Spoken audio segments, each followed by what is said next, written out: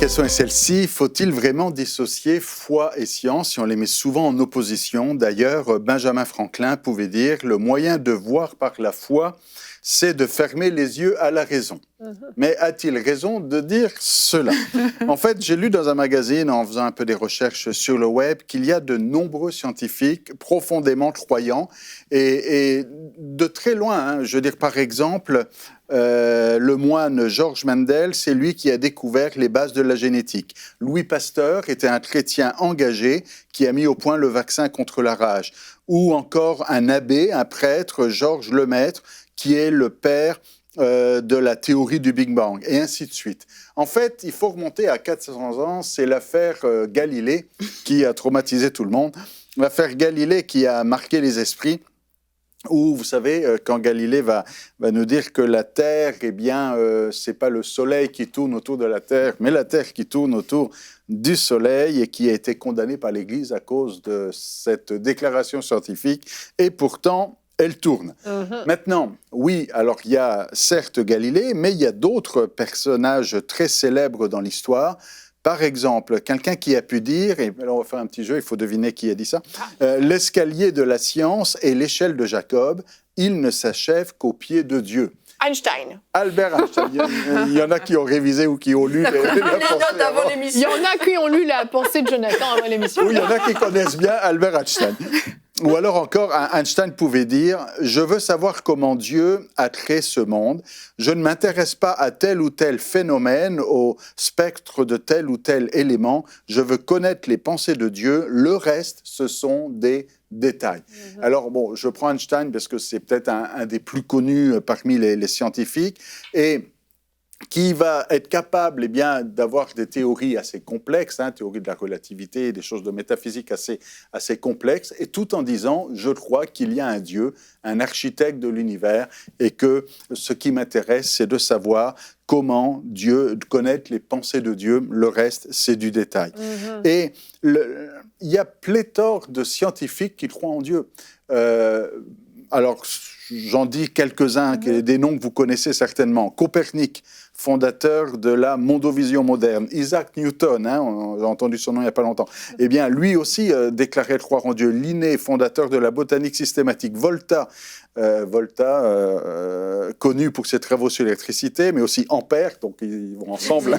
Ils vont ensemble. Non, il y a vraiment M. Volta et M. Ampère. Lui aussi en proclamait. Bon, et on pourrait avoir une liste très longue, mais il y en a qui vont dire oui, mais ça remonte à assez loin.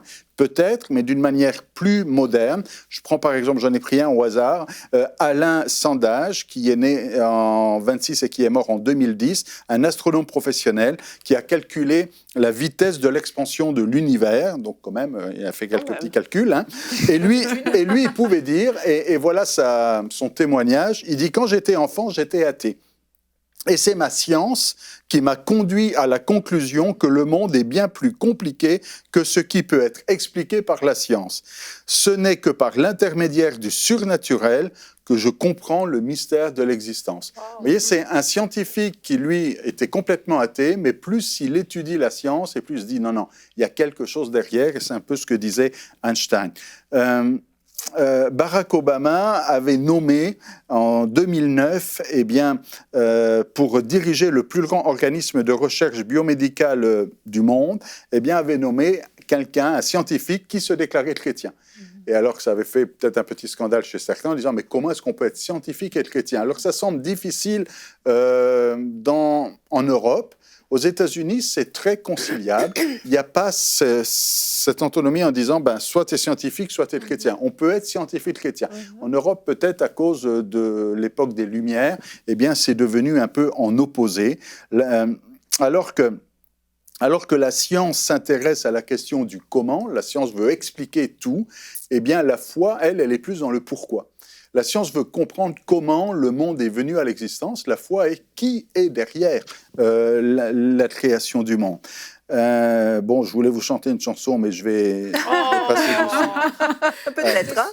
Oui, alors je vous fais juste une petite phrase. What a wonderful world. Enfin, Louis Armstrong qui le pouvait connaît. dire « J'aperçois des arbres verts, des roses rouges, je vois s'épanouir », enfin ainsi de suite. Hein, et il conclut « Quel monde merveilleux ». Et c'est ça ce qu'on est en train de dire aujourd'hui quand on regarde la création, quand on voit la grandeur, quand on voit un coucher de soleil.